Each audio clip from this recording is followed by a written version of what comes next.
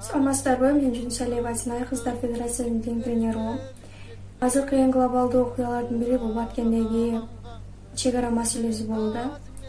Көп жылдан бери чечилбей келген чек ара маселесине айынан жергиликтүү калктардын арасында кандуу кагылышуулар орун алып, күнөөсүз бейкүнөө жерден өтүп кеткен жарандарыбызды көрүп эле окуп эле атабыз. Азыр дагы ошондой кагылышуулардын бири орун алып, дагы жергиликтүү калк кыйналып жаткан учур.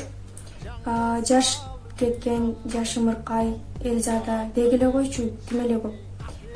Ал эле эмес, өзүнүн согуш талаасында ушунчалык өзүнүн эрдиктерин көрсөткөн жаш жоокерлерди дагы унутта калтырбайлы. Турпагыңа белиңди чийип кыргыз, тууңду көтөр, ар дайым бийик кыргыз, төргөйлөргө чөгүлөп тизе бүкпөй, түндүгүңдүн алдына бирик кыргыз.